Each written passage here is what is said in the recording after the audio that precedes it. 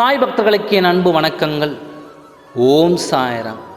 என் அன்பு குழந்தையே, இப்பொழுது உன் வாழ்வில் உன்னை சுற்றி நடக்கும் விஷயங்கள் உனக்கே மர்மமாக இருக்கிறது.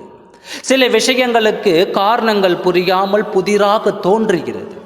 ஏன் என் வாழ்வில் இப்படியெல்லாம் நடக்க வேண்டும், இப்படியெல்லாம் நடக்கும் என்று கனவில் கூட நான் நினைத்து பார்க்கவில்லை என்றெல்லாம் திகைத்து கொண்டிருக்கின்றாய்.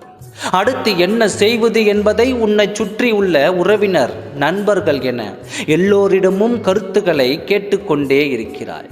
பல பேரான கருத்துக்களை கேட்டுக்கொண்டு இருக்கிறாய். ஆனாலும் அதில் உனக்கு மிகப்பெரிய குழப்பம். எது சரி, எது தவறு, யார் உனக்கு நலன் விரும்பி யார் உன்னை வஞ்சிக்கிறார்கள் என்று எதுவுமே புதிராகவே நடந்து கொண்டிருக்கிறது. சில நேரங்களில் சரி என்று தோன்றுவது அடுத்த நொடியே தவறாக இருக்குமோ என்று குழம்பிக் கொண்டிருக்கின்றாய். யாரை நம்புவது என்று குழம்பிக் கொண்டே இருக்கின்றாய். என் அன்பு குழந்தையே, உன் சாயப்பா நான் இருக்கின்றேன், என்னை நம்பு. நான் இன்றும் உனக்கு நல்லதே செய்தேன். என் குழந்தைக்கு நான் இன்றும் துணையாக அவர்களுக்கு என்ன வேண்டுமோ அதை நான் செய்து தருவேன். என்னை நம்பி செயல்படு. உனக்கு உண்டானது உன் கைகளில் பெறுவாய்.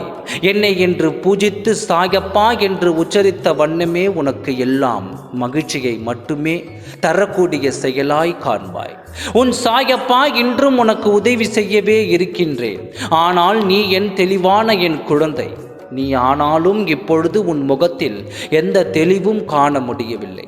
அதற்கு காரணத்தை கூறவும் முடியாமல் இருக்கின்றாய்.